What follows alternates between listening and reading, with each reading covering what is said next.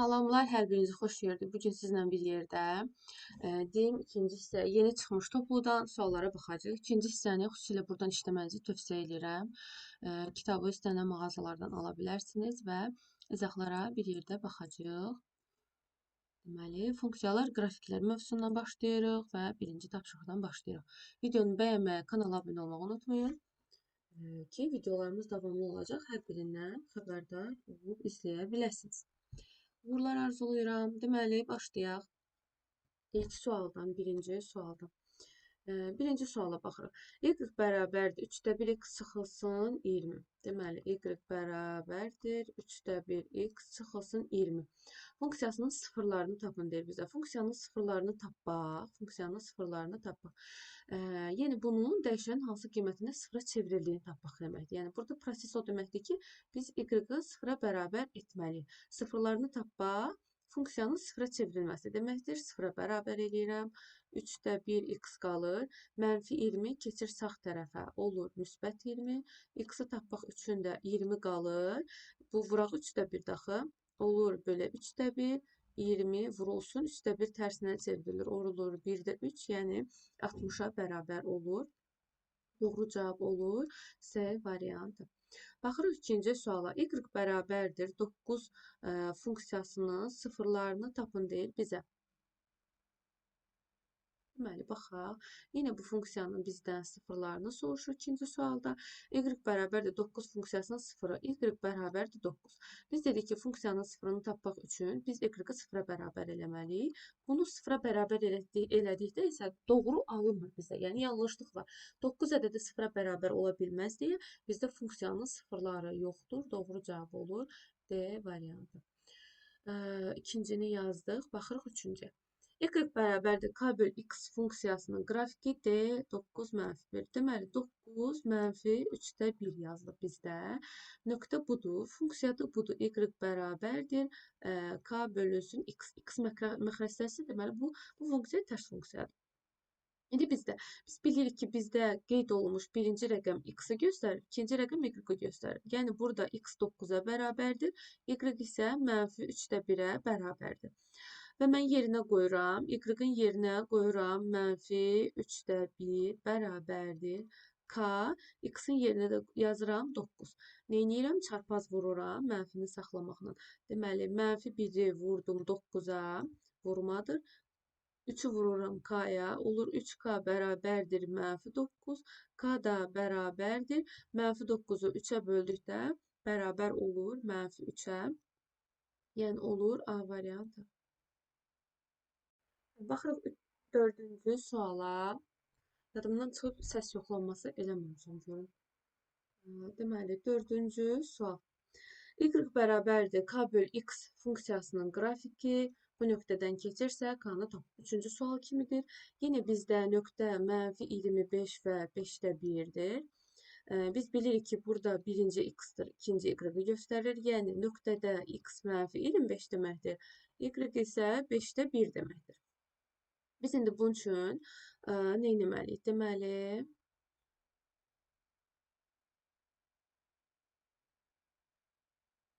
nə etməliyik burada? Y bərabərdir, yenə k böl x funksiyasıdır, yəni tərs funksiyadır. Neyirik? Qiymətləri yerinə qoyuruq. Y-ın yerinə qoyuruq 5-də 1 bərabərdir k. X-in yerinə də yazırıq mənfi 25. Arxasıca çarpaz vururuq. Yəni, 1-i vururuq mənfi 25-ə və 5-i də vururuq k-ya. 1-i mənfi 25-ə vuranda mənfi 25, sağ tərəfə vuranda 5k. K da bərabərdir. Mənfi 25-i 5-ə böldükdə o da bərabər olur mənfi 5-ə. Yəni, B variantı. Baxırıq 5-ci sual. Deməli, 5-ci sualda bizdə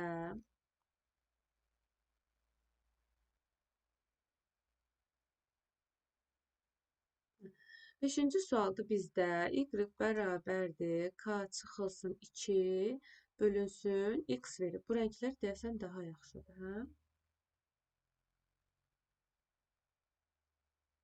neçə vaxtdır video çəkmirəm deyə təmiz yadımdan çıxıb hər şey.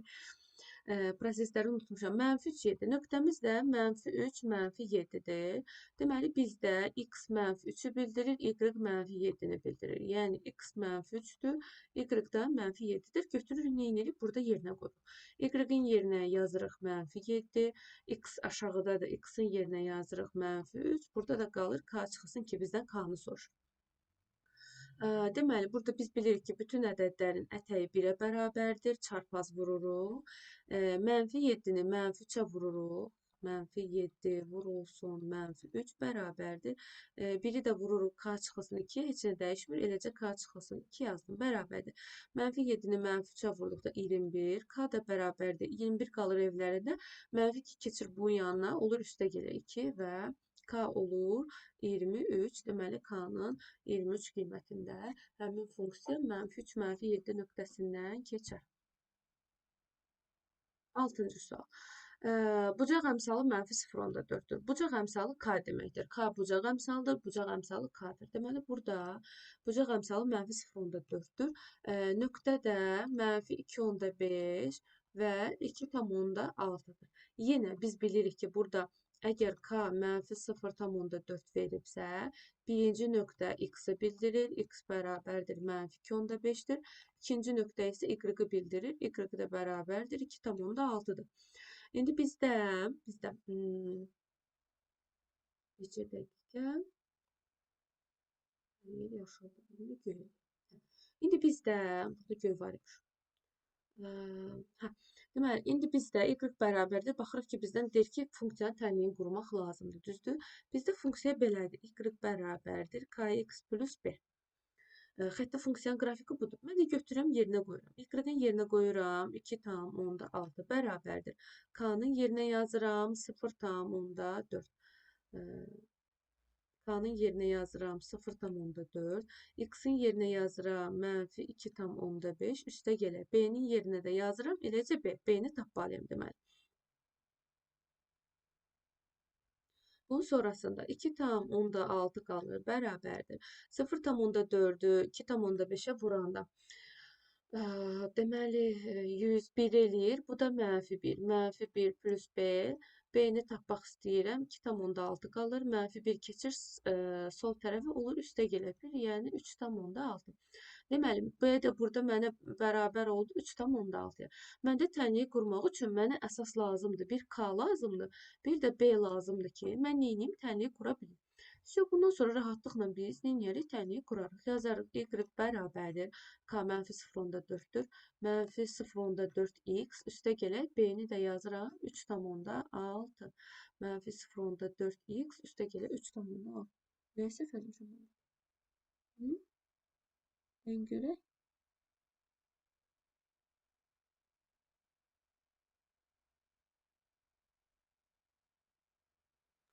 -0,4, x-i -2,5, 4-ü 25-ə vuranda 100 eləyir 1, -1. Bu da bu tərəfə keçir, toplanır, olur 3,6. -0,9 dedir 3. Mən burada bir səhv görmürəm. Bəlkə burada bucaq əmsalı 0,4 olan deməkdir. Yəni, əlaqəli qoyub onu 0,4. Elə olsa, hə, cavab. Hər halda burada bucaq əmsalı tre 0,4 yazmaq istəyib. Yəni, bu 0,4-ü tre kimi göstərmək istəyir. Bu 0,4-ün mənfini var, ha. Tre kimi göstərmək istəyib. Əgər elə olarsa, mənim cavablardan xəbərim yoxdur, bilmirəm də nə baş verir. Əgər elə olarsa, biz onda buranı müsbət yazarıq. Mən burada -0,4-ün, baxın, mənfisini yazmamışam. -0,4 vurulsun, -2,5, müsbət 1. Çünki riyaziyyatda elə səhvlər eləməz. Mən düşündüm ki, nə yaxşı bu 6-cı sualdan deyilib. Mən səhv yazmışam. -0,4, -2,5, 1. 2,6-dan da 1 çıxanda cavab edir 1,6. B-si 1,6-dır və B-si 1,6-dır. 1,6. -0,4 üstə gəlib 1,6. Cavab olur C variantı. Baxırıq 7-ci sualda. Bizdə xətti funksiya olması üçün Deməli, y bərabərdir. K nə olur olsun, kəsr ola bilər. Vurulsun x, üstə gəlib b nə olur olsun. X-da məxrəci 1 olmalıdır. Y-də məxrəci 1 olmalıdır. Yəni, belə deyək də, sürətdə olmalıdır. Y-də, X-də. Məxrəcdə olmaz. Məxrəcdə olmaz deyə A variantı olmur. Çünki A variantında burada məxrəcdə X var. B variantı olmur. Burada da məxrəcdə X var. Ondan sonra C variantı olmur. C variantında da məxrəcdə X var. D variantı olmur. Məxrəcdə X var. E-də deyərsiniz ki, E-də də axı məxrəcli bir şeydir. E-də 5-də 1 X, üstə gələ 3-də 1-dir. Sadəcə X yuxarı vurulub. Ona görə doğru cavabımız xətti funksiya olaraq E variantıdır. 8-ci suala baxaq. Əgər bizdə bucağın 60 dərəcə olduğunu verirsə, bax belə bir şey danışır. Deyir ki, K deyir tangens alfaya bərabərdir. Bu şərtlə ki, alfa absis oxunun müsbət istiqaməti ilə, yəni bu istiqamətlə funksiya arasındakı bucaq olsun. Yəni tangens alfa, yəni tangens 60 dərəcə, deməli tangens 60 dərəcədə alır. Kökdə 3 bölü 3 alır, səhv eləmirəmsə. Niyə? Çünki tangens 60-ı mən sinus 60 böl kosinus 60 olaraq tapıram. Sinus 60 kök altda 3 bölü 2-dir. Kosinus 60 2-də 1-dir. 2-lər gedir. Hə, eləcə 2-dir. Eləcə kök altda 3-dür. Deməli, bizdə funksiyada k kök altında 3-ə bərabərdir. Özü də görürsünüz ki, necə funksiyadır? Düz mütənasib asılılığı burada göstərir. Ona görə doğru cavab olacaq E variantı. Yəni, y bərabərdir funksiya kx daxı. K-nın yerinə kök altında 3 yazıram. Olur kök altında 3x, yəni E variantı.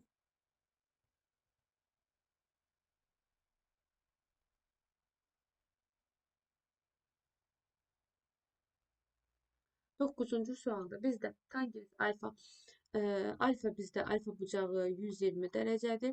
Çünki alfa bucağı 120 dərəcədir. Qaydada belədir ki, absis oxunun müsbət istiqaməti ilə funksiya burada göyrəkdə göstərilmişdir. Absis oxunun müsbət istiqaməti ilə əmələ gətirdiyi bucaq bizdə alfadır. Və k bərabərdir tangens alfadır. Yəni tangens 120 dərəcədir. Tangens 120 dərəcədir. Bu da verəcək mənfi kök altında 3. Tangens 120-də alır, mənfi kök altında 3.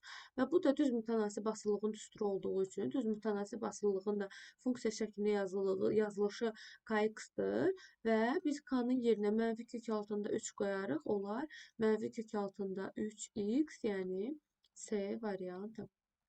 10-cu sual. 10-cu sualda bizə deyir ki, sən deyir təyin elə ki, bu funksiya necə funksiyadır?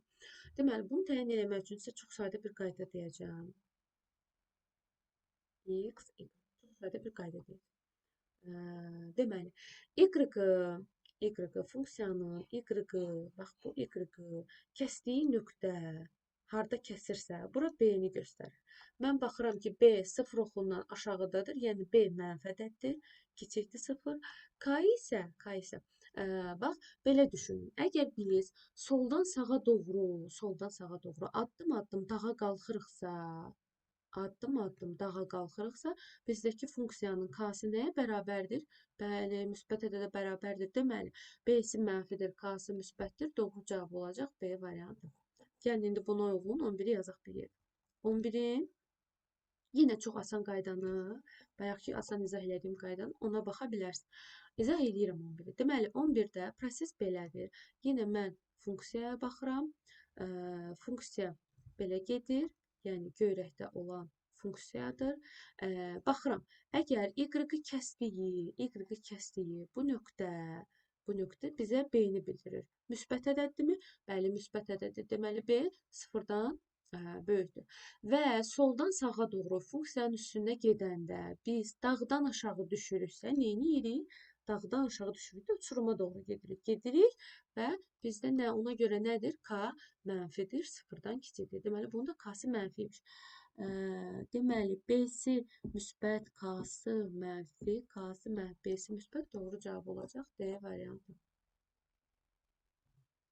Baxırıq 12-ci suala. 12-ci sualda funksiya üzərində nöqtə təyin etməyinizi mən istəyirəm. Nöqtə təyin etmək nə deməkdir? Siz baxırsınız ki, mən buradan hansı nöqtənin başını ayağını tuta bilərəm. Və funksiyanı çəkirsiniz. Başlayırsınız həmin nöqtənin başını ayağını tutmağa. Bizdə deməli buranı 5 verib, buranı mənfi 5 verib, x oxudur və y oxudur. Birinci bu nöqtəni təyin etmək istəyirəm. Bu nöqtə nəyin üstünə dayanıb? X oxunun üstündə dayanıb. Deməli, həmin nöqtənin x-i var, yəni mənfi 5-dir, y isə yoxdur, yəni 0-dır. İndi gəlin digər nöqtəni təyin edək. Digər nöqtəni təyin etmək istəyirəm. Qırmızı ilə işarətlədiyim nöqtəni təyin etmək istəyirəm. Bu nöqtə nəyin üstünə dayanıb? Bəli, y oxunun üstündə dayanıb. Deməli, bunun y-ı 5-dir. Bu dəfə də x-i yoxdur, 0-dır. Niyə? Çünki düz üstündə kəsr, x-i yoxdur, 0-dır. Bu nöqtələri təyin edəndən sonra məndən k-nı b-ni soruşur da, düzdür? Neynirəm? Y bərabərdir kx plus b-ni yazıram. Düzdür, b buradan 5 olduğu görsənir. Amma bizə yenə də hər ikisi halda yerinə qoyub k-nı b-ni ayrıqda tapmaq daha yaxşı olar. Deməli, bir dəfə bu nöqtəni qoyuram, y-in yerinə 0 qoyuram, k vurulsun, x-in yerinə mənfi 5 qoyuram, üstə gələk b. Bir dəfə digər nöqtəni qoyuram, y-in yerinə 5 qoyuram, 5 bərabərdir, k, x-in yerinə 0, üstə gələk b. B-nin 5 olduğunu tapdımmı? Çünki burada k 0-a getdi. B-nin 5 olduğunu tapdım, neyinirəm? Gətirib burada b-ni yerinə qoyuram. Olur, 0 bərabərdir, mənfi 5k, üstə gələk 5. 5 burada qalır, mənfi 5k deyir ki, mən deyir, gedim sol tərəfə, olur müsbət 5k, k da bərabərdir 5 bölü 5 bərabər olur 1-ə. Deməli, b-si 5-dir, k-sı 6-dır. Bunların ikisinin cəmi də nəyə bərabər olar? Bəli, 6-ya bərabər olar, yəni A variantı olar. Baxırıq 13-cü suala. Düz xətt üzərində absisi ordinatına bərabər olan y bərabərdir 5-də 3, x üstə gələk 4. Deyir, elə nöqtəsini deyir, təyin elə ki, absisi ordinatına bərabər olsun. Mən də deyirəm ki, yaxşı, absis nədir? Deyir ki, x-dır. Ordinat nədir? Deyir ki, y-dır. Sən nə istəmişdin? Bərabər istəmişdin. Hə, bərabər. İndi mən ya y-in, ya x-in yerinə digərini yazmalıyam. Mən y-in yerinə x yazıram. Bərabərdir 5-də 3x üstə gələk 4.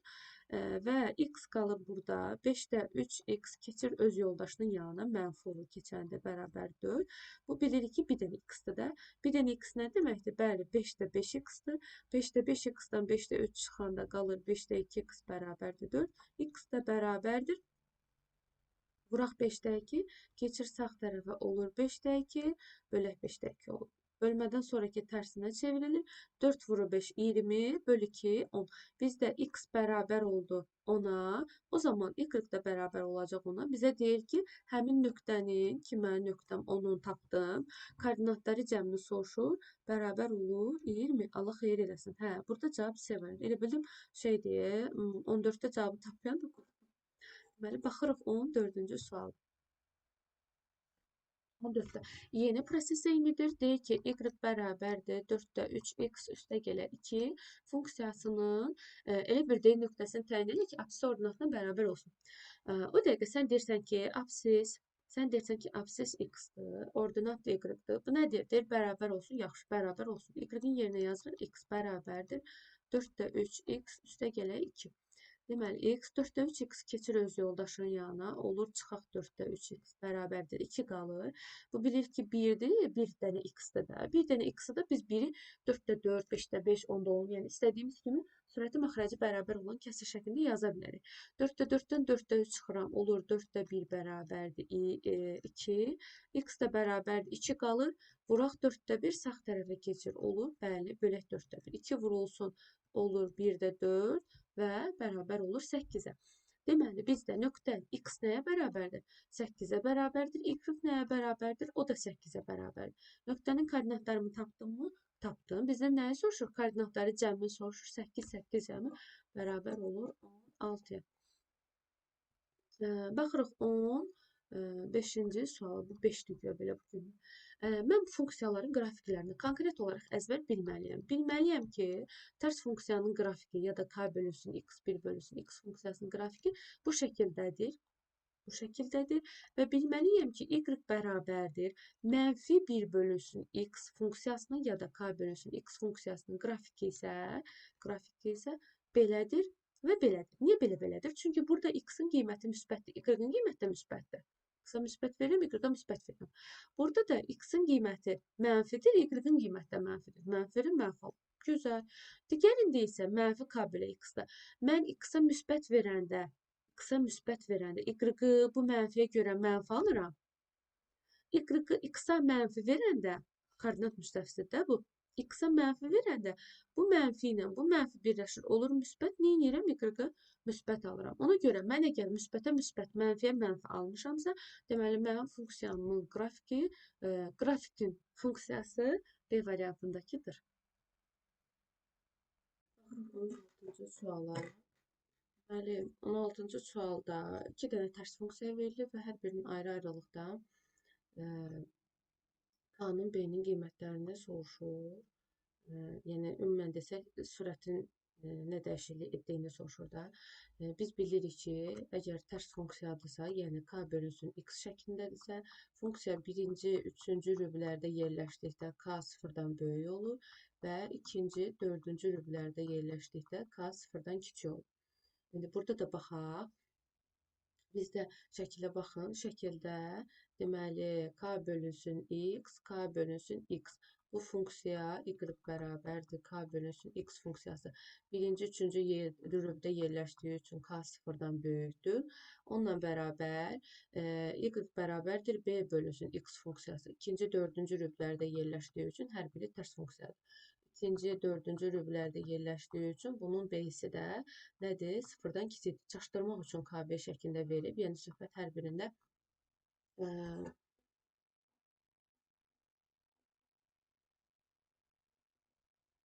adı yadımdan çıxdı. Ədəd. Yəni, söhbət hər birində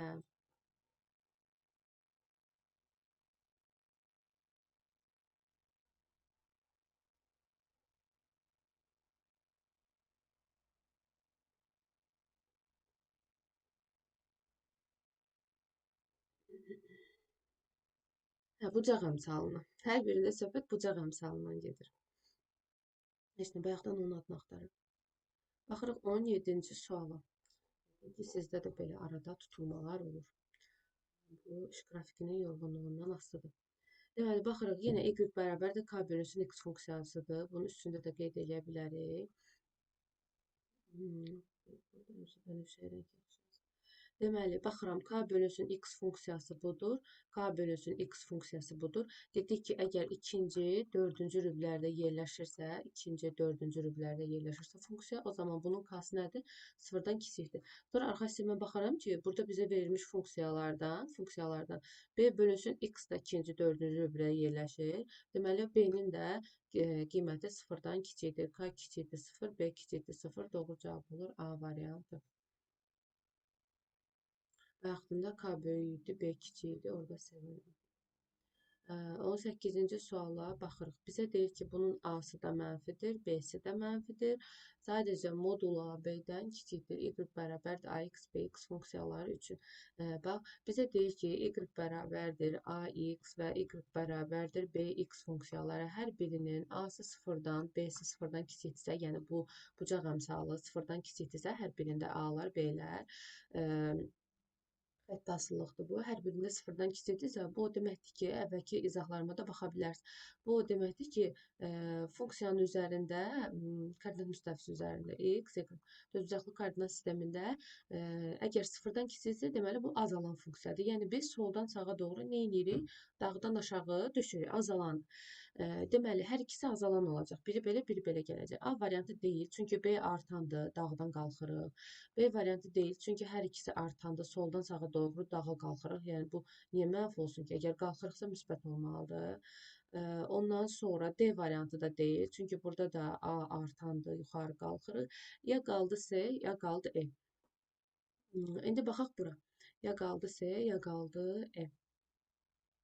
Məsələn, çox sadə bir nümunə ilə bir dənəsini deyəcəm ki, yadınızda saxlaya bilərsiniz. Baxaq y bərabərdir 2x-a, bir də baxaq y bərabərdir 64x-a. İkinci dənə qiymətini təyin eləməklə bunu tapmaq olar. Y. Hər ikisində x-a 0 qoyanda 0 verir. Deməli, birinci bunu göylə göstərəcəm. Buydu deyəsən. Bunu yaşıl olmuş. Bunu yaşılla göstərəcəm. 1 qoyanda 2 verir. Deməli, mənfidir də bu. Mənfi, mənfi. Axı bizə deyir sıfırdan kiçikdir. Deməli, mən 1 qoyanda, x-ə 1 qoyanda y-ı -2 verməlidir. Y-ı -2 verməlidir burada. 2 qoyanda da verməlidir -4 burada. Deməli, mənim yaşıl funksiyam çəkə bilsəm əgər, mənim yaşıl funksiyam keçir burada. Bu belə. Digərində isə, bunu da göy rənglə göstərir, 64x. 1 verəndə alır -64. -64. Yəni 1 ilə -64. Nöqtə burada. 2 verəndə isə alır -128. Bu da burada.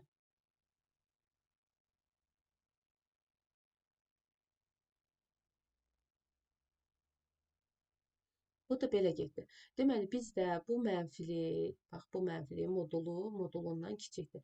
İndi modul A bizdə modul B-dən kiçikdir, düzdür? Modul A, əgər bu AX-dırsa, bu da BX-dırsa, A-nın modulu müsbət 2, B-nin modulundan kiçikdir, yəni 64-dən.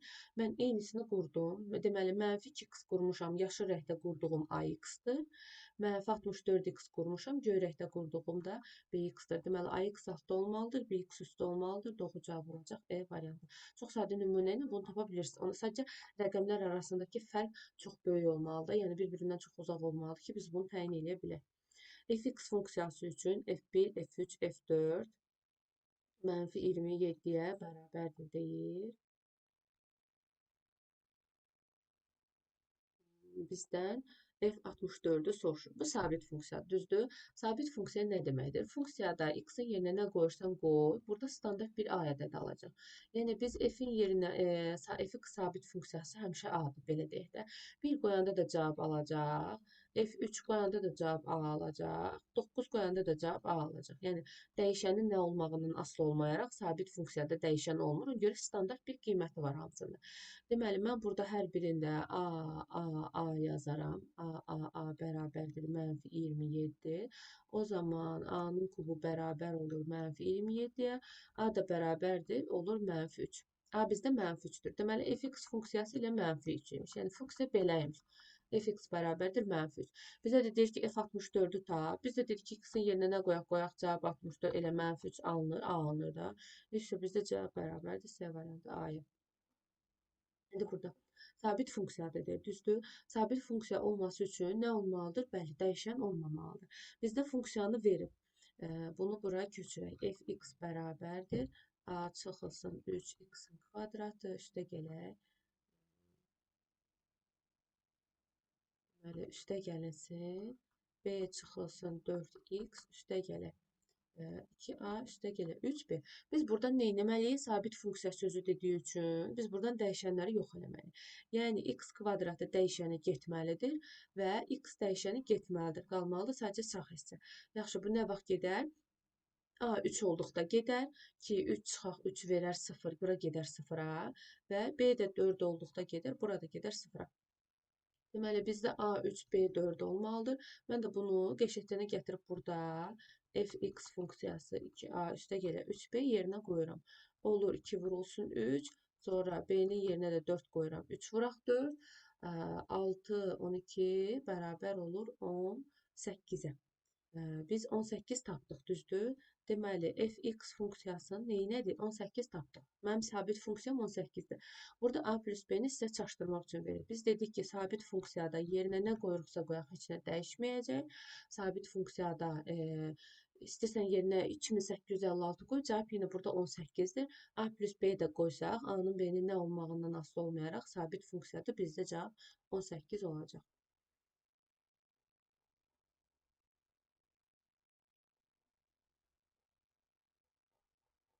Videonu bəyənməyə, kanala abunə olmağı unutmayın. Baxırıq 21-ci suala. 21-ci sualda da bizdə 21-də deyir ki, x 5-dən fərqlidir. Qabaqcadan səhə deyir. Sonra deyir ki, x 5-dən fərqlidir. Sonra deyir ki, fx funksiyası sabit funksiyadır.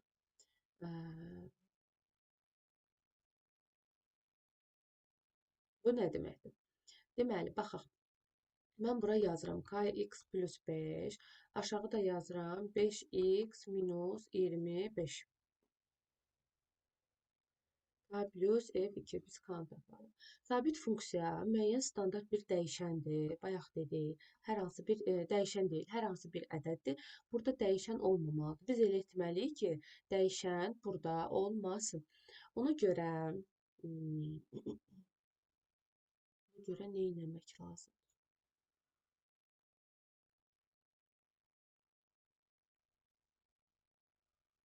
Aşağıdan 5-i vuruq çıxardaq.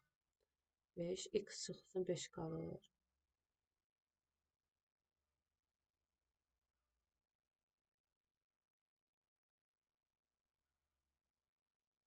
Yuxarıda da e, x 5-dən fərqlidir, ona görə deyirəm. Çünki x-in yerinə biz 5 qoysaq, onda məxrəc 0 olur. Şərti bizdə ödəmir.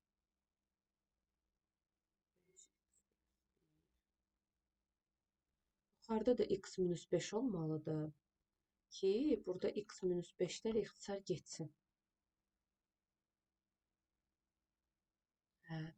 Əgər mənfi 25-də 1 olarsa, yoxsa mənfi k-nın yerinə əgər mənfi olsa, mənfi 1 olsa. Bax, olacaq mənfi x plus 5. Düzdür. Yuxarıdan mənfini çıxardıram. Olur x çıxaq 5. Aşağıda da 5x çıxaq 5. Mən neylədim? K-nın yerinə mənfi qoydum ki, məndə dəyişən olmamalıdır. Məsələn, 20-ci sualda dəyişən olmaması üçün əmsalını 0 elədim. Burada dəyişən olmaması üçün sürət məxrəcdə eyni şey olmalıdır və ixtisar getməlidir. Və məndə surətdə məxrəcdə x-5 var, dəyişən olan ifadə bütöv budur. Deməli, mən yuxarıda da x-5 yaratmalıyam ki, sadəcə burada mən k-nın yerinə, mənfi qoyaraqdan bunu yarada bilərəm. K-nın yerinə mənfi qoyaraqdan bunu biz yarada bilərik ki, bizdə x-5-lər ixtisar getsin və bərabər olsun mənfi 5-də 1. Deməli, k-nın yerinə nə yazdıq? Mənfi 1 yazdıq və fx funksiyası nəyə bərabər oldu? Bərabər oldu mənfi 5-də 1-ə. Və biz öyrəndik ki, k plus f2-ni soruşanda k-nın qiyməti mənfi 1-dir. Üstə gələk. F funksiyası sabit funksiyadır. Biz onun yerinə 2, 8, 15, 125 nə qoyuruqsa qoyaq. Fx funksiyasının x-in yerinə nə qoyursan qoy, dəyişənin yerinə nə qoyulursa qoyulsun, cavab yenə standart mənfi 5-də 1 olacaq. Bərabərdir.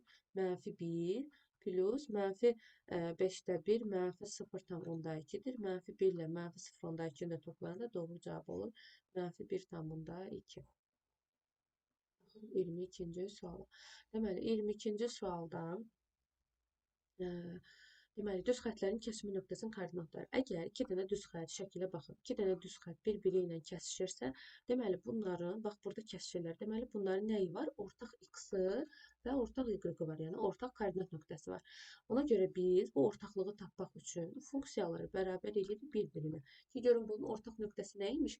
3x minus 7-ni bərabər edirəm 5x minus 13-ə. Deməli, 5x qalır, 3x keçir bunun yanına, olur, çıxaq 3x. Bərabərdir. Mənfi 7 qalır. Bu mənfi 13-dür. O da keçir 10 yanına olur. Müsbət 13. 13-dən 7 çıxıram 6. 5x-dan 3x çıxıram 2x. X da bərabərdir. 6-nı 2-yə bölürəm. Olur 3. X-i 3 tapdım. Mən də y-ı tapmalıyam da. Y-ı da tapmaq üçün hər hansı birinin yerinə qoyuram. Y bərabərdir. 5x çıxılsın 13. 5 vurulsun 3 çıxılsın 13. X-in yerinə 3 qoydum. Y bərabər olur 2. Y bərabər olur 2. Deməli, mənim həmən nöqtəm x3, y2 imiş. Düzdür. Bizə deyir ki, koordinatların hasilini 3 vuraq ki, bərabər olacaq 6-ya.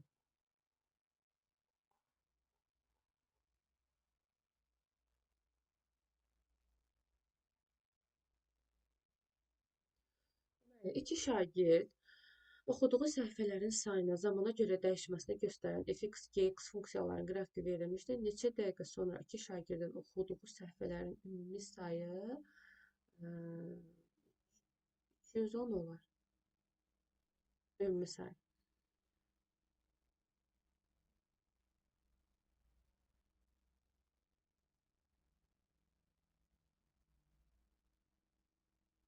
Deməli, fx funksiyası 20 dəqiqəyə 18 səhifə oxuyur. Ondan sonra gx funksiyası da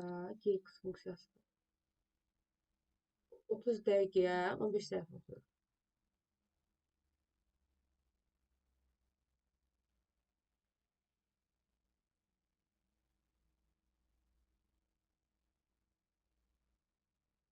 20 dəqiqəyə 18 səhifə oxuyur, 30 dəqiqəyə 15 səhifə oxuyur. Fikrim qaldı çöldə. İndi iki şagirdin oxuduğu səhifələrin ümumi sayı deməli 210 olmalıdır. Səhifələrin sayı 210 olmalıdır. Gəlin belə eləyək. Hər ikisi üçün qrafik quraqmı? Qurmayaq.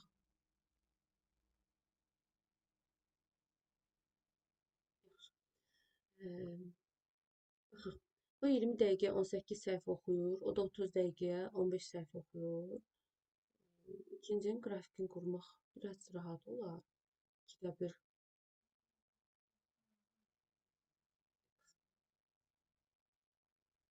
Deməli, dəqiqə bərabərdir. Da belə bir şey eləyək də, qırmızı ilə yazaq. Fx funksiyası 20 dəqiqəyə 18 səhifə oxuyur. Qırmızı ilə yazdığım fx-lardır. Deməli, bu adam 10 dəqiqəyə 2-yə bölürəm də. 20 dəqiqəyə 10 səhifə oxursa, 20-ni 2-yə bölürəm o. 18-i 2-yə bölürəm. Deməli, bu adam 9 səhifə oxur. 9 səhifə. Birisi də 10 dəqiqəyə neçə səhifə oxuyur? 30 dəqiqəyə, bunu da göylə yazaq ki, qarışmasın. Niyə ümumi 1 dəqiqəni hesablamadım? Çünki 1 dəqiqəni hesablamaq bizim üçün əlverişsizdir. Axı 18 20-yə bölünmür. Digərini 2-də 1 ilə yazmaq olur. Bu əlverişsizdir. Ona görə belə yazmaq daha yaxşıdır. O birisi də 10 dəqiqəyə 30 dəqiqə idi, 3 dəfə azaltdım. Deməli, oxuduğu səhifələrin sayını da 3 dəfə azaldacaq, 5 səhifə oxuyacaq. İndi bu belə. 10 dəqiqəyə, bunlar ikisi 10 dəqiqəyə bir yerdə, bu 10 dəqiqəyə 9 səhifə oxuyur, o da 10 dəqiqəyə 5 səhifə oxuyur. Deməli, bunlar ikisi bir yerdə 10 dəqiqəyə dəqiqələri toplamıram, sadəcə səhifələri toplayıram. Çünki ikisi eyni vaxtda başlayıb 10-cu dəqiqədə bitirib. 10 dəqiqəyə 14 səhifə oxuyur, ikisi bir yerdə. İkisini də eyni zamana gətirdim. Deməli, ikisi birlikdə 10 dəqiqə vaxt qururlar, o 9 səhifə oxuyur, bu 5 səhifə oxuyur, 14 səhifə olur. Deyir ki, bəs 210 səhifəni deyir, neçə dəqiqəyə oxuyarlar? Tənasib qururam. X bərabərdir. Deməli, 210-u vururam 10-a, bölürəm 14-ə, 15 eləyir, səhv eləmirəmsə. 15 eləyir. Deməli, 3, 5, 15, bu da vurur. Deməli, 150 dəqiqəyə oxuyar. Bir yerdə 150 dəqiqə oxuyarlar. Sizdən nə soruşduğuna da diqqət edin. Nə dəqiqə deyil, yəni ola bilər ki, saat deyil. 24-dən. Deməli, baxıram. Bu tərs mütənasib asıllıq qrafikidir. Eyni gücə malik olan işçilərin sayı ilə onların eyni bir işi yerinə yetirmə müddətləri arasında asıllıq verilmişdir. Gəlin belə bir şey eləyək. 10 dənə işçi, bax bura işçilərin sayı 10 dənə işçi. 10 dənə işçi gəlir. N plus 1 saata. Deməli, 10 işçi işi N plus 1 saata görür. İndi saatdır, zamandır, gündür bu. Zaman. Variantlarda sadəcə zaman yazıb, amma şərtdə gün soruşduğu üçün mən də elə gün olaraq saxlayıram. Deməli, bura gün imiş. N plus 1 günə bitirir. Ondan sonra baxıram. N-dən işçi isə N işçi də gəlir. N plus 7 günə görür işi. N plus 7 günə görür. Deyir, bəs 20 işçi neçə günə görə? Mənə hələ ki, bu qırmızı olan hissə lazımdır. Niyə qırmızı olan hissə lazımdır? Biz bilirik ki, işçilərin sayı ilə zaman tərs mütənasibdir. Yəni, işçilərin sayı artdıqda zaman nə edir? Bəli, azalır. Biz də o şərtdən istifadə edərək, yəni tərs mütənasib asılılıqda istifadə edərək tərs mütənasib asılılıqda bilirik ki, necə vurmaq lazımdır? Tərs mütənasib asılılıqda qarşı-qarşıya vurmaq lazımdır. Mən yenirəm, oturam bunları qarşı-qarşıya vururam. Yəni, 10 dənə işçini vururam N plus 1-ə. Bir asıllıq almaq istəyirəm də. N dənə işçini vururam N plus 7-yə. Deməli, 10 N üstə gəlir 10 bərabərdir. N kvadratı üstə gəlir 7N. N kvadratı qalır, üstə gəlir 7N qalır. 10N-dən onu keçirdirəm bu tərəfə. 10 müsbət də olur, çıxaq 10N. 10 müsbət də keçir olur, mənfi 10. n kvadratı 7 ilə 10 n çıxdıqda olur mənfi 3n çıxılsın 10 bərabərdir 0. Bir teoremi ilə kvadrat tənliyin həllərini tapa bilərəm. N-in qiymətlərini tapa bilərəm. Burada n-in qiymətləri olacaq 5 ilə mənfi 2. Deməli, mən n-in qiymətlərini yuxarıdan yazıram. N bərabərdir 5 tapdım və n bərabərdir mənfi 2 tapdım. Məndə zaman olduğu üçün, burada mənfi 5 işçi sayı olduğu üçün, mənfi 2 burada ödəmir, sadəcə 5 ödür. Deməli, mən də n-in qiyməti bərabərdir 5-ə. N-i 5 tapmışam. N-i 5 tapandan sonra gətirəm, burada yerinə qoyuram. Deməli, n 5-dir, bu belə 5-dir, burada da 5-dir. İndi biz də yazaq. N 5-dir, yazıram 5. 5 plus 7, bu da 12. Deməli, 5 işdir 12 günə görürsə, 20 işdir neçə günə görər? Yenə tərs mütənasib asılılıqdır. 5-i vururam, tərs mütənasib asılılıq qarşı-qarşıya vururam. 5-i vururam 12-yə, 20-ni vururam x-a. 5-i 12-yə vururam 60, 20-ni vururam x-a. X bərabərdir 60-ı 20-yə bölürəm. Deyirəm ki, həmin işi 3 günə bitirər 20 dənə işçi.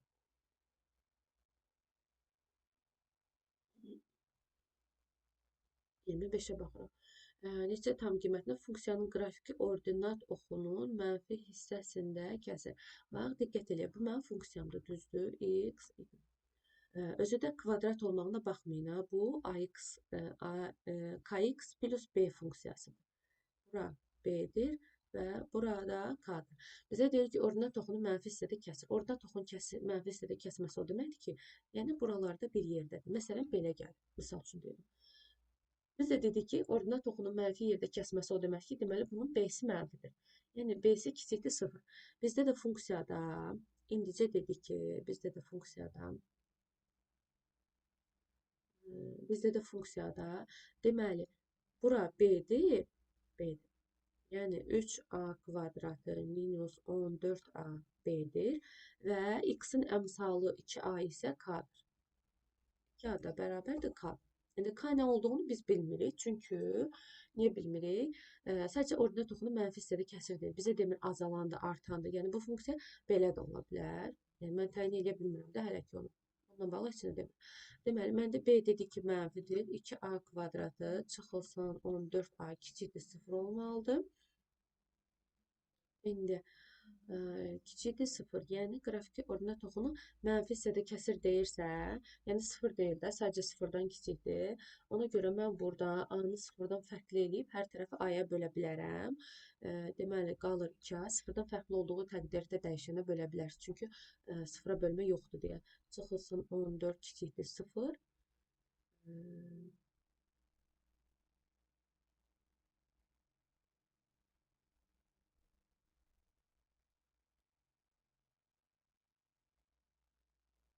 Yəni bu halına yazaq, belə bir şey yazaq da ikisində. Deməli, necə yazaq?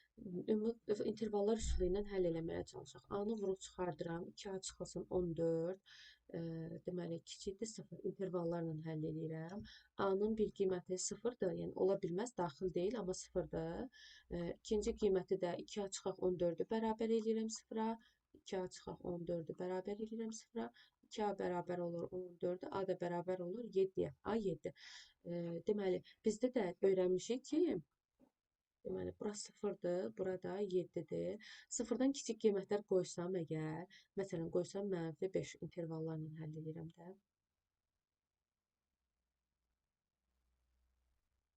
Məsələn, qoysam mənfi 5, bura verir mənfi, bura da verir mənfi, bura olur müsbət. 0 ilə 7 arasında bir qiymət qoysam, bura olur müsbət, 1 qoysam müsbət, ora olur mənfi, axırda da verir mənfi. 7-dən böyük qiymət qoysam, məsələn, 8 olur müsbət, mötərizə də olur müsbət, bura da olur müsbət. Bizə 0-dan kiçik qiymətlər lazımdır, yəni mənfi olan hissələr lazımdır. O da olacaq 0, daxil deyil. Bir də 7, 7 də daxil deyil də, çünki bərabərlik daxil deyil. Heç bir nöqtə daxil deyil bura.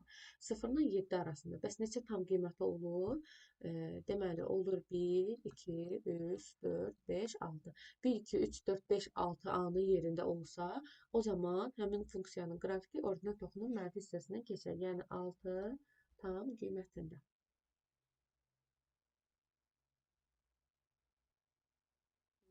Səhv keçirtmişəm bunu.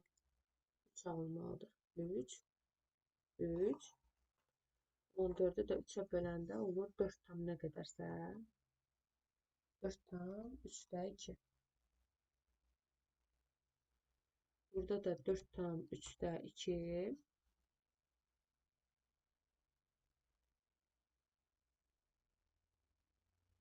Burada da 3 tam 4'də 2. Onda olacaq 1, 2, 3.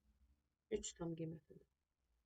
Mən şərti səhv köçürmüşəm. Burada 3'dür, mən 2 köçürmüşəm. 3'dən sonra dəyişib 2 eləmişəm. Niyə belə eləmişəm bunu? Deməli, funksiya sabit funksiya olmalıdır. Deməli, biz m-in ortaq qiymətini tapmalıyıq hər ikisində ödənən.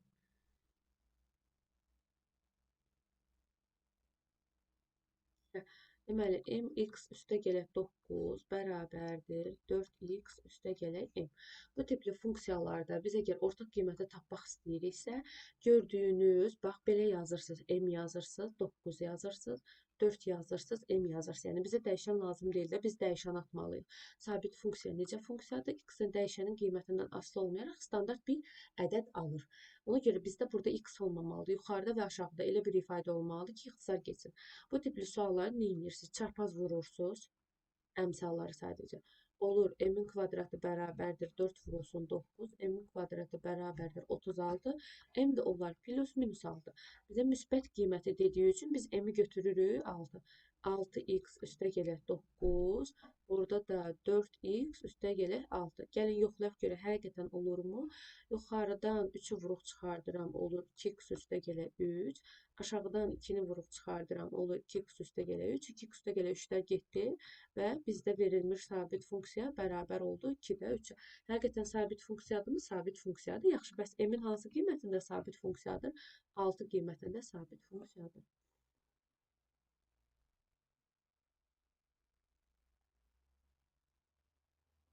27-ci suala baxaq.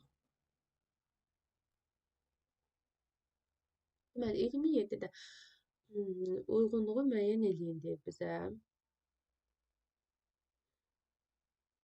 Rəqəmsal qrafiki 1-1 müsbət istiqamət yazaq. Bunun ən yaxşı versiyası nədir? Siz y-i burada tapmağa çalışın. Birincidə y-i tapanda 2x üstə gələ 3, y bərabərdir 5, 3y qalır.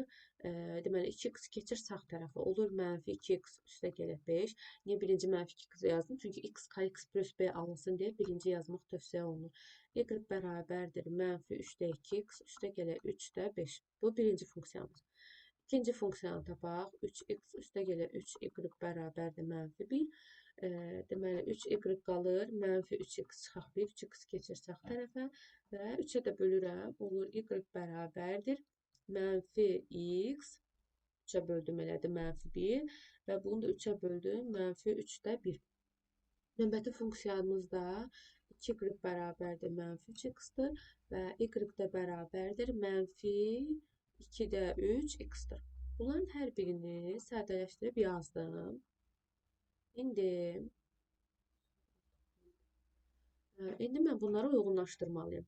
Qrafiki koordinat başlanğıcından keçir. Qrafiki koordinat başlanğıcından keçən, deməli 1, 2, 3.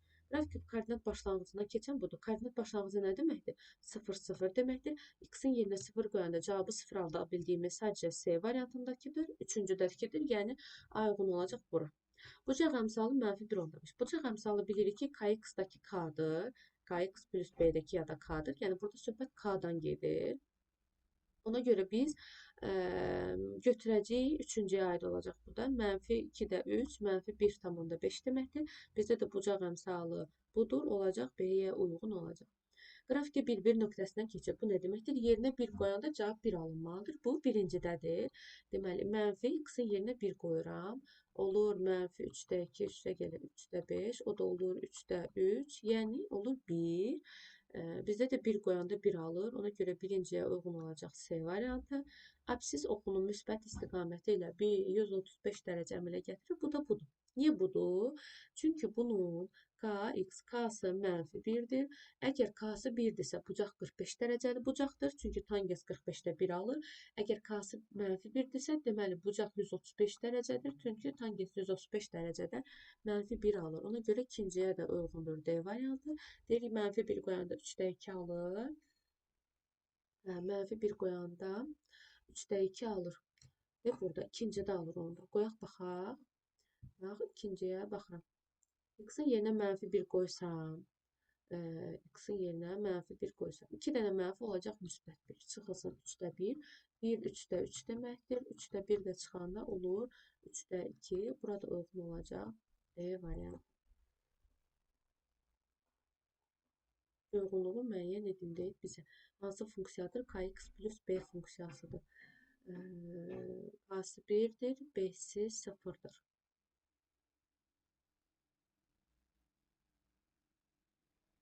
Deməli, hər biri üçün təyin eləyək, araşdıraq. Əgər bunun B-si birincidə, ikincidə və üçüncüdə. Araşdırmaq çox çətin məsələ deyil də, yəni burada. Niyə? Çünki bunun B-si müsbətdir. B-si müsbətdirsə, Y-i müsbətdir. Yəni buralarda bir yerdədir. Yuxarıda. K-sı da müsbətdirsə, bu o deməkdir ki, artandır. Yəni getdikcə dağ boyu qalxırıq. Soldan sağa doğru dağdan qalxırıq. Bu belə. Sonra ikinciyə baxıram. Bunun B-si mənfidir. Düz yazmadım da.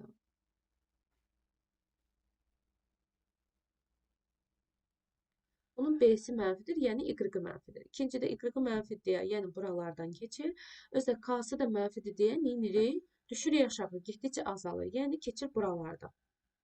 Belə azalır. Söhbət bu azalmadır. Dedik, K-sı mənfidirsə, soldan sağa doğru düşürük aşağı. K-sı müsbətdirsə, soldan sağa doğru qalxırıq yuxarı. Bunun da K-sı 1'dir, B-si 0'dır. B-si 0'da o deməkdir ki, yoxdur. Kx 1'dirsə, bu deməkdir ki, K-sı 1'dirsə, yəni Y bərabərdir, X funksiyasıdır. Yəni X-ə nə qoyursan, standart Y-i də alır. Düz gəlir, bax, belə keçir. İndi bizdə birinci neynədir? Birinci rübdən, ikinci rübdən, üçüncü rübdən keçdi. Birinci, ikinci, üçüncü rüblərdən keçir. Deməli, 1'ə uyğun oldu B variantı. Ondan sonra ikinci, dördüncü rübün təmbilin bu nə deməkdir? Baxacağım indi. İkinci rübdən, ikinci rübdən, üçüncü rübdən, dördüncü rübdən keçir. 2, 3, dördüncü rüblərdən keçən ikincidir. Bu da D variantıdır. 2-dəyə də D. Absis oxunun müsbət istiqaməti ilə kör bucaq əmələ gətirir. Bax, absis oxunun müsbət istiqaməti ilə bucaq əmələ gətirən biri budur. Bu iki bucaq əmələ gətirib. Absis oxunun müsbət istiqaməti ilə bucaq əmələ gətirən bir də budur. Absis oxunun müsbət istiqaməti ilə bucaq əmələ gətirən bir də budur. Bax, indi bunun əmələ gətirdiyi bucaq itidir, onun əmələ gətirdiyi bucaq itidir. Müsbət istiqamətinə baxırıq. Amma digərinin əmələ gətirdiyi bucaq nədir? Bəli, bu da kördur. Deməli, bizdə uyğun olacaq bu cümlə ikinciyə. D variantı, D-yə. İkinci, dördüncü rüblə. Bu da dedi ki, birinci, ikinci, birinci, üçüncü rüblərdən keçir. Bu da üçüncüdür, A variantı. İkinci, dördüncü rüblərin təmbüləndir. Bu doğru deyil. Niyə? İkinci, dördüncü rüblərin təmbülən olması üçün ikinci, dördüncü rüblərdən keçməlidir. Keçmir axı ikinci, dördüncü rüblərdən. Əslində birinci, üçüncü rüblərin təmbüləndir. O C variantı burada dəxilsizdir. 29. 29 yenə eyni qayda. K-sı müsbətdir, B-si müsbətdir. Bəxçindən doğru.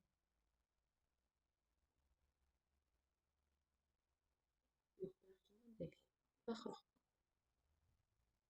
Hər birinə ayrı-ayrı qrafik qururam.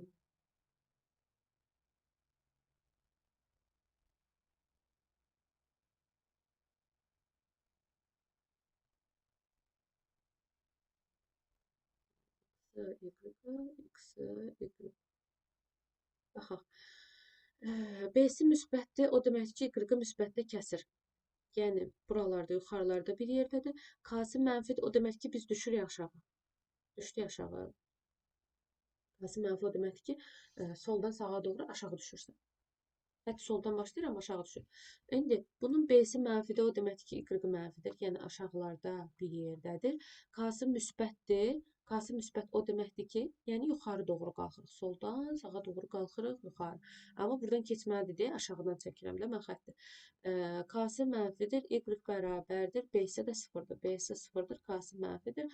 Yəni, bu mənfi X-dır. Mənfi X o deməkdir ki, biz K-sı mənfidir deyə aşağı düşürük. Amma mərkəzdən keçib düşürük də, çünki 0-da 0 ala bilir. İndi burada, deməli, birinci, ikinci, dördüncü rüblərdən keçir. 1, 2, 4'ten keçən birincidir, C variantı. Ondan sonra digəri birinci, dördüncü, üçüncü rüblərdən keçir. İkinci uyğundur A variantı. İkinci, dördüncü rüblərdən keçir. Burada uyğundur. Tənböləndir deməsi doğrudur. Tənböləndir, oradan keçir, doğrudur. Çünki ikinci, dördüncü rübü yarı bölür də, tən bölür. Düz ortadan keçir. Absiyonun müsbət istiqaməti ilə itibucaq əmələ gətirir. Baxın, müsbət istiqaməti ilə bu körbucaq əmələ gətirir. Müsbət istiqaməti ilə bu körbucaq əmələ gətirir. Amma müsbət istiqaməti ilə bu itibucaq əmələ gətirir. Məsələn, belə baxa bilərik. Deməli, körbucaq və itibucaq. Deməli, o da uyğun olacaq ikinciyə. E variantı, D variantı heç birinə aid olmadı. 30-dan davam edəcək. Deməli, baxırıq 30-cu suala. Deyir ki, hovuzu doldurmaq üçün istifadə edilən A kranından, deməli, A doldurur, plus qoyuram. B kranı isə boşaldır. Buna da minus qoyuram. Yəni, qarşıdırmamaq üçün belə yazıram. Həcmini zamanla açıq qrafiklər verilib. Hər iki kran eyni zamanda açılaraq 8 saat açıq qalarsa, həcmi 50 kubmetr boş hovuzun neçə faizi su ilə dolar deyir bizə. Deməli, hovuzun həcmi 50 kubmetrdir. Biz kranları nə qədər açıq saxlayacağıq? 8 saat açıq saxlayacağıq. Açıq. Bu belə. 8. İndi davam edirik. Baxırıq qrafikə. Biz deməli, A kranı doldurur, B kranı da boşaldır. Plus minus olaraq qoydum. A deməli 2 saat zamanda 18 kubmetr doldurur.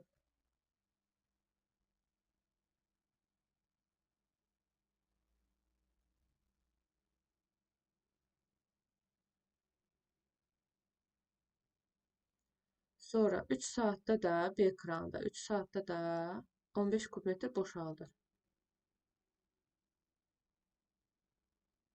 15 kubmetr.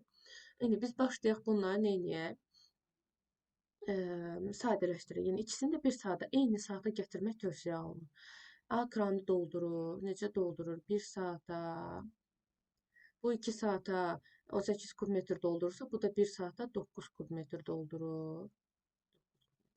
Sonra keçək B ekranı yazmağa. B ekranı da boşaldır. B ekranı da boşaldır. O da 3 saata. Bunu da 1 saat eləyirəm. 1 saata, 3 saat, 1 saat 3 dəfə azalır. Onda doldurduğu su da 3 dəfə azalacaq. Olacaq 5 kubmetr. Deməli, 1 saat müddətində əgər biz ikisini də eyni vaxtda açsaq, ikisini də eyni vaxtda açsaq, onda ikisi də 1 saata, bu A kranı 9 doldurur. B kranı isə 5 boşaldır. 1 saata 4 kubmetr su olar. 1 saata hovuzda 4 kubmetr su olar. Və 8 saat açıq qalsa nə qədər su olar? 8 saat açıq qalsa 4 kubmetr olur da axı. 8-ə vururam 32 kubmetr su olar. 32 kubmetr su olacaq hovuzda. Hovuz da nə qədərlikdir? 50 kubmetrlikdir. Deyir, neçə faizi su dolur? Kəsir xətti çəkirəm. Hovuz nə qədərlikdir? 50 kubmetrdir. Bəs 8 saata nə qədər dolub? 32-si dolub. Vurulsun 100. İxtisar gedir. 2 qalır 64 faizi su ilə dolar. Bizdə də dolanı soruşur. Biz də dolanı tapdıq. Bax.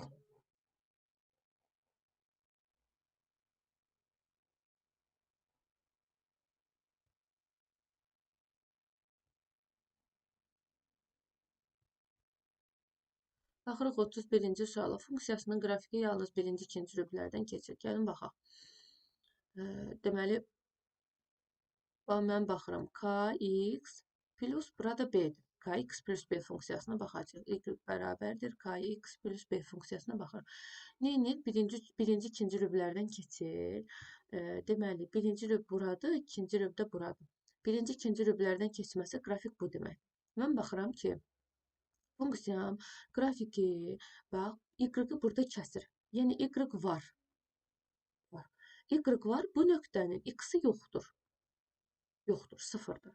Nə edirəm? X-in yerinə yazıram 0.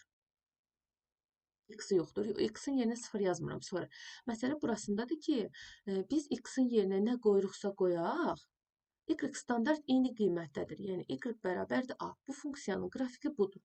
Y a-dır, x yoxdur. Deməli, x-in olmaması üçün k 0 olmalıdır və b qalmalıdır. Hətta bunu b-də yazmaq olar. Y bərabərdir b funksiyası. Ya da belə də yaza bilərsiniz. Y bərabərdir 0 vurulsun x üstə gəlir b funksiyası. X-in yerinə nə yazırsan, ya 0-a vurulur, gedir. Standart b qiyməti qalır. Məsələn, bura bir 5-dir. Standart bir b ədədi qalır. 5 qalır, b qalır. Standart qalır. Dəyişmir də. Sabit funksiya olaraq da düşünə bilərik. Birinci, ikinci rübdə yerləşməsi o deməkdir. Özdə b-də müsbətdir. Deməli, 9 çıxılsın a-nın kvadratı 0-dan böyükdür, müsbətdir. Birinci, ikinci rüblərdə yerləşir. Ondan sonra bunun k-sı da nə olmalıdır dedik? 0 olmalıdır ki, x-i 0-a getsin. Ona görə a kvadratı çıxılsın 10a üstə gələ 16. Bu da bərabərdir 0-dır. Deməli, nə qiymətlərində olacaq? A bərabərdir 8, A bərabərdir 2 qiymətlərində 0 olacaq. İndi bu A-nı 8-i və 2-ni gətirib burada yerinə qoyaq görək müsbət olurmu? Çünki bizdə birinci, ikinci rübdə yerləşməlidir də. Birinci, ikinci rübdə y müsbətdir. Y müsbətdirsə B müsbətdir və B də 9 çıxaq A kvadratı olduğu üçün 9 çıxaq A kvadratda müsbət olmalıdır. Ona görə 2-ni yerinə qoysam 9 çıxılsın 2-nin kvadratı 0-dan böyük olur. Amma 8-ni yerinə qoysam 9 çıxaq 8-in kvadratı 0-dan böyük olur. Şərti ödəmədiyi üçün A-nın 8-i qiyməti ödəmir və A-nın sadəcə 2 qiyməti bizdə ödəyir. Baxırıq 32-ci suala. 32-ci sualda deməli, 32-ci sualda zartqamaz yoxsa Instagram üçün video çəkərdim. Instagramda məni izləyə bilərsiniz. Ali'nin məhz səhifəsidir. Matematik. Deməli, bizdə deyir ki, 3-cü, 4-cü rüblərdən keçir. Sən də deyirsən ki, yaxşı, bu keçidi 3-cü, 4-cü rüblərdən. Qrafik belə. Y hansı qiymətədir? Bax, bu nöqtəni baxıram. Bu mənfi b-dir. Yəni, y bərabərdir mənfi b. Lakin bunun x-i yoxdur. X-i yoxdur nə deməkdir? Yəni, x-i yoxdur, əslində var ha. Sadəcə x-dan asılı bir tənlik deyil. Yəni, x-a mənfi nəsə qoyanda da cavab b alınır. X-a müsbət nəsə qoyanda da cavab burada b alınır. Standart b-dir. Yəni, sabit, standart funksiyadır, sabit funksiyadır. Y bərabərdir mənfi b. Məndə də funksiyam k, x plus b-dir, düzdür. Bunun b-si mənfi olduğunu öyrəndik. Çünki aşağıda yerləşir. K-sı da 0 olmalıdır ki, yəni bu şəkildə olmalıdır. 0 vurulsun x. Çıxılsın b. X-in yerinə nə qoyuruqsa qoyaq. Bura gedəcək 0-a və b də mənfi olmalıdır. İndi bizdə nə olmalıdır? Deməli, k-sı 0 olmalıdır. A kvadratı çıxılsın 8a üstə gələ 15 bərabərlə 0 olmalıdır. B-si isə 0-dan kiçik olmalıdır. Yəni, a kvadratı çıxılsın 16 kiçikdir 0 olmalıdır. Sadələşdirək. Bunun kökləri nə olacaq? A-nın 2 dənə olacaq 5 və 3. İndi gətirək bu 5 3-ü burada qoyaq yerinə ki, ikisi də ödənir də. Ona görə şərtin hamısını yazmaq lazımdır. 5-i qoyuram. 25, 5-in kvadratı 25 çıxaq 16 böyükdür 0 olur. Bizdə müsbət verir. Ona görə 5 ödəmir. 3-ü qoysam 3-ün kvadratı çıxaq 16 kiçikdir 0 olacaq. 9 çıxaq 16 mənfi 7. 3 isə ödəyir. Deməli, A bərabər olur 3-ə.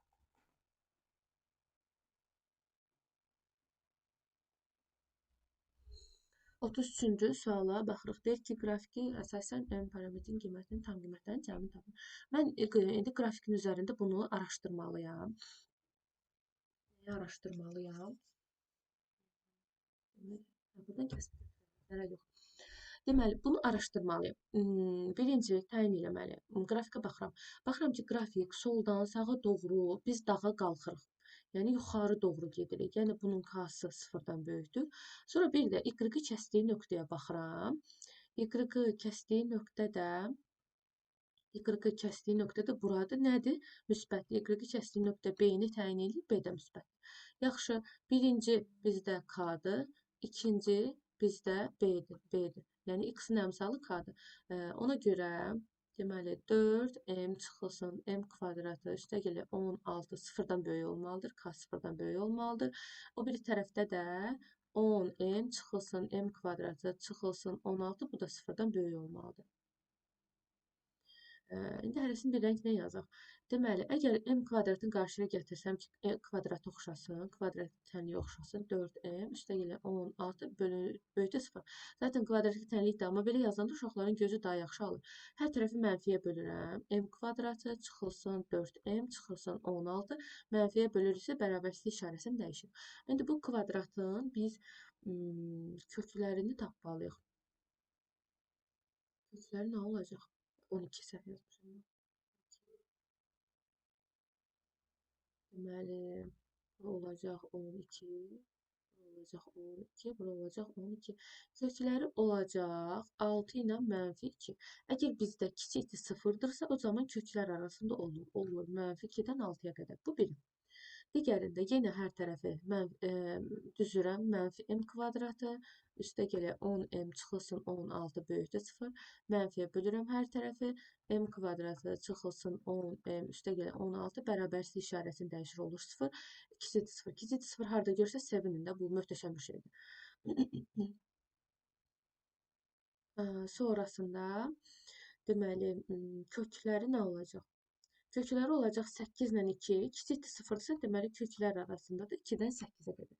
Bizdə burada m bir tənliyin hissələri olduğu üçün m-in yerinə qoyulan qiymətlər həm bunu ödəməlidir, həm bunu ödəməlidir. Yəni m-in qiymətləri həm bunu ödəməlidir, həm də bunu ödəməlidir. Deməli biz hər ikisinin ortaq ödəyən qiymətlərini tapmalıyıq. Yəni nəyini tapmalıyıq?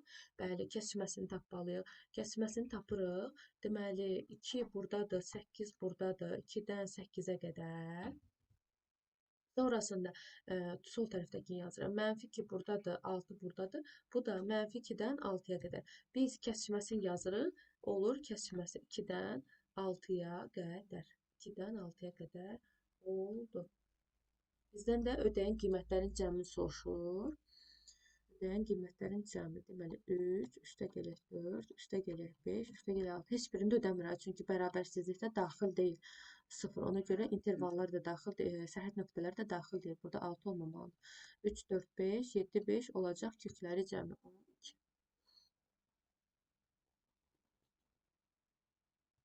Baxırıq 34-cü suala. Xətti funksiyası üçün f5-i bizdən soruşur.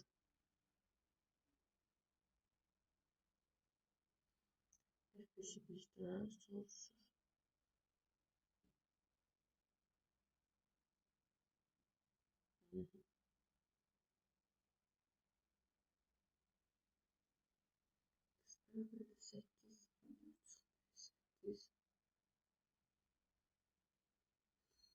Deməli, yazaq. F 3x çıxılsın 5. İlk dəfə suala baxanda, əgər ağlınıza heç nə gəlmirsə,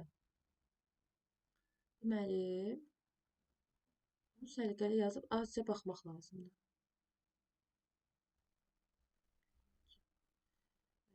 Və fx funksiyası da xətti funksiya. Bu KB-lərlə yazmaq olar, amma biz biraz incidəcək.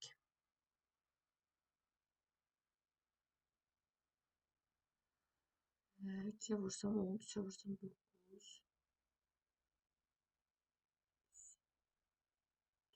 9. Deməli, ağlıma gələn ilk versiyanı yazıram. Niyə yazacağımı deyəcəm. Mən 3x minus 5 ilə 2x plus 3-ü bir-birinə bərabər eləyirəm.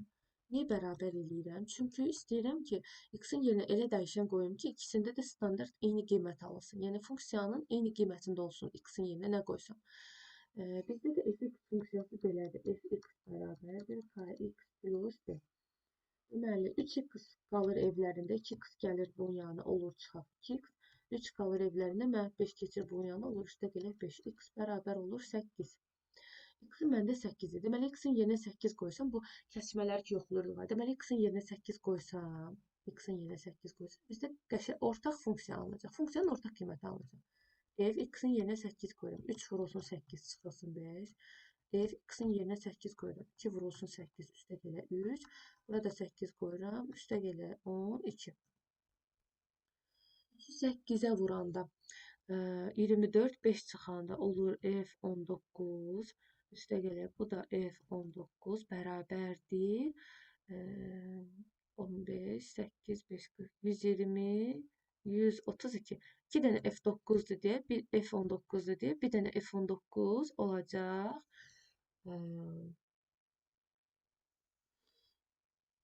Məncə bu bizə heç nə verməyəcək. 66. F19 66'dır.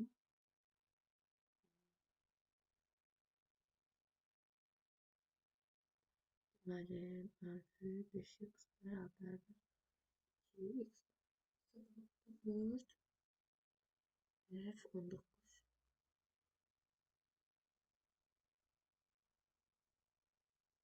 Mən buradan sadəcə 19'u tapa bilirəm. Yaxşı, bəs.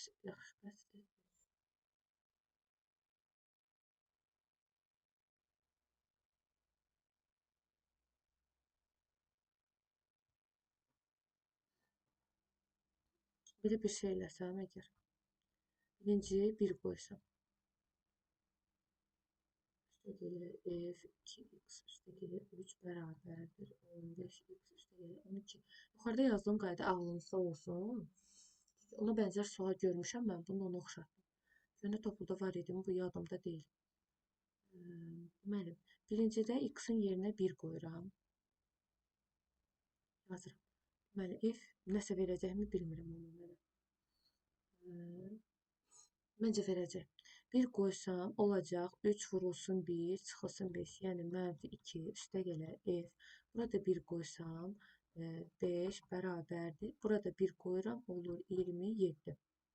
27 oldu. İndi sonrasında götürsəm əgər mən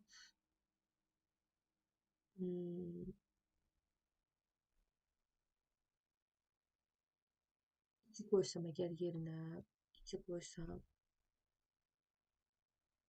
deməli x bərabər 2 qoysam f 2 qoyuram 3 vuraq 2 6 çıxaq 5 verir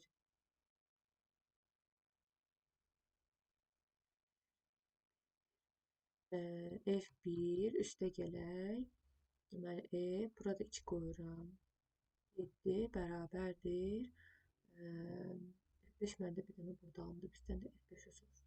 Burada 2 qoyuram. 30, 12, olur 42. Baxın, mən nəyi göz ardı edim? Sualla bağlı daha sadə qaydamız varsa deyin. 3 qoyduqca uje böyüyür. Belə deyil məncə.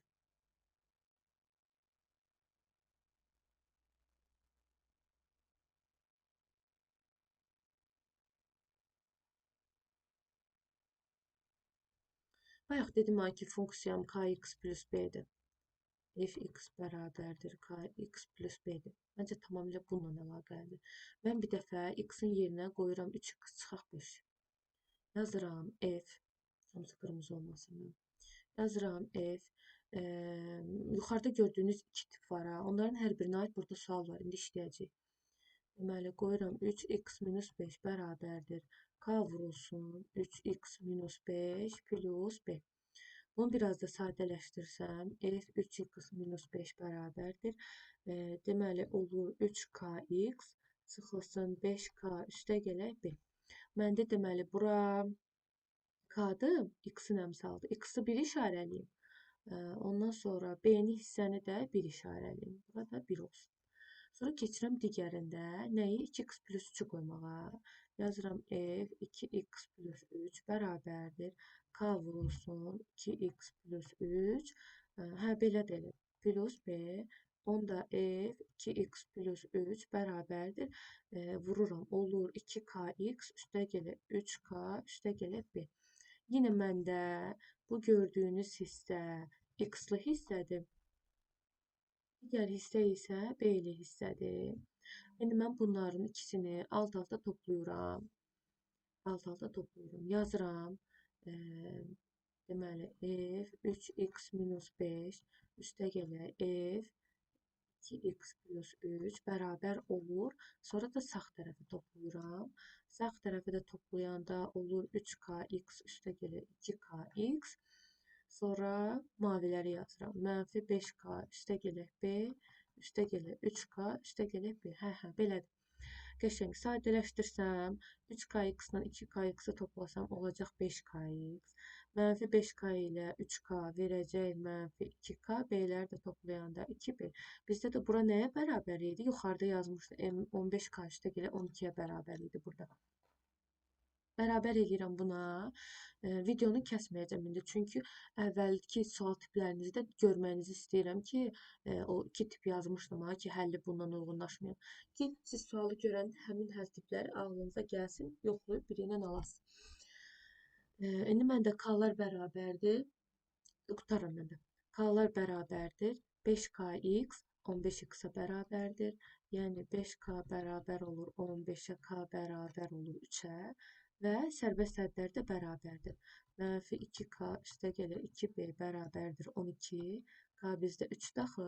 Mənfi 2 vurulsun 3, 2b bərabərdir 12. 2b mənfi 6 sağ tərəfə keçir, toplanır 18. B də bərabər olur 9-a. İndi mən funksiyanı k-nın 9-unu tapdım. Yəni mənim funksiyam fx funksiyam kx plus b idi, düzdür? Onda fx funksiyam k3-dür də. 3x üstə gələk 9 olacaq. Məndən f5-i soruşur deyə yerinə 5 qoyuram. 3 vuru 5 üstə gələk 9. 15, 9 bərabər olacaq 24-ə. Baxacaq 35-ci. 35-ci suala. Biz 35-ci sualda istifadə edəcəyik perpendikulyarlıq şərtindən. Amma ona qədər qəşəng bir şey tapa bilərik. Nəyi tapa bilərik? Bax, buradan L1 xəttini görürsünüz. Biz L1 xəttinin qrafikini təyin edə bilərik. Əgər bir dənə funksiyanın, qrafikin, belə deyək də, 2 dənə nöqtəsini biz biliriksə, funksiyanın 2 dənə nöqtəsini bilirsə, deməli, biz rahatlıqla neyinib L1-in təyin edə bilərik. Deməli, L1 qırmızı ilə yazacaq. Funksiyasını yaza bilərik. Birinci nöqtə x-ı mənfi 2-dir, yəni x xəttinin üstündədir, var. X-ı mənfi 2-dir, y-ı 0-dır. X-in üstündədir deyə. Sonrasında ikinci nöqtəsi isə bu yuxarıda gördüyünüz nöqtədə A nöqtəsidir. Bunu da yazıb ki, 4, 4-dür. Mən də L1-in qrafiki bilirik ki, kx plus b-dir. Yəni xətti asıllıqda kx plus b olacaq. Və neyinirəm? Götürürəm yerinə qoyuram. Birinci mənfi 2-ni 0-a qoyuram. K vurulsun mənfi 2. B-nin yerinə yox, çaşdım. B, y bərabərdir də bu. Y-in yerinə də yazıram 0. Sonra ikincidə də K vurulsun x-in yerinə 4 qoyuram. Üstə gəlir B bərabərdir. Y-a da alıram 4. İndi bunu tərəf-tərəfə çıxaq. Tərəf-tərəfə niyə çıxıram ki, burada B-lər eynidir, getsinlər. Tərəf-tərəfə çıxsam, mənfi 2K-dan mənfi 4K çıxanda verir mənfi 6. Yox, düz demədim. Yazaq. Mənfi 2K, düz dedim, çıxılsın 4K bərabərdir. 0 çıxılsın 4. Olur mənfi 6K bərabərdir mənfi 4. Bizdə K bərabər olur 6-da 4-ə və ya 3-də 2. K 3-də 2-dirsə, bu birisi tənlikdə götürüb yerinə qoyuram. Deməli, K 3-də 2 tənlikdə yerinə qoyuram. 3-də 2 vurulsun. Mən B-ni tapasam da olar. Tapasam da olar B-ni. İndi niyəsini deyəcəm. K-nı 3-də 2 tapdım. Deməli, mən də L1-in y funksiyası, L1 y yazaq da, ya da belə yazaq, y, L1. Y-ın L1-in funksiyası K-sı belədir. 3-də 2 x üstə gəlir B. B bizə lazım deyil. Niyə? K-nın 3-də 2 tapdım. Düzdür. Bura qədər aydın deyək ki, 3-də 2 tapdım. Əgər düz xəttlər qarşılıqlı perpendikulyardırsa, onda həmin düz xəttlərin K-larının hasili mənfi 1-ə bərabərdir. Mən həmin şərtdən istifadə edəcəm. K L1 bizdə 3-də 2-dirsə, mən ikincisinin K-sını tapmaq üçün deməli, belə bir şərt yazmalıyım. K L1 vurulsun K L2 bərabərdir mənfi 1. Bu perpendikulyarlıq şərtidir. Yerinə qoyuram. 3-də 2 vurulsun K L2 bərabərdir mənfi 1. Onda K L2, L2-nin K-sı keçəcək sağ tərəfi olacaq 2-də 3 tərsi. Mənfi 2-də 3 olacaq. Deməli, bu mənfi 2-də 3 oldu. Deməli, təzə y-ım, yəni y2 bərabərdir. Mənfi 2-də 3x üstə gələk 1. Bu belə. Bura qədər aydınlıq yəqin ki. Və mən də L2-nin də qrafiki neyiniyir? Bu 4 nöqtəsindən keçir. Bu L2-dir də, L2. 4 nöqtəsindən keçir. Nə edirəm? Yerinə 4 qoyuram. Olur. 4 bərabərdir. -2-də 3 vurulsun 4 üstə gələk B. Deməli, burada 3-ü 4-ə vururam. 12 2-yə bölürəm 6. 4 -6 üstə gələk B. B də bərabər olur. -6 keçir sağa olur. Üstə gələ 6, 10. Deməli, funksiyanın qrafiki oldu.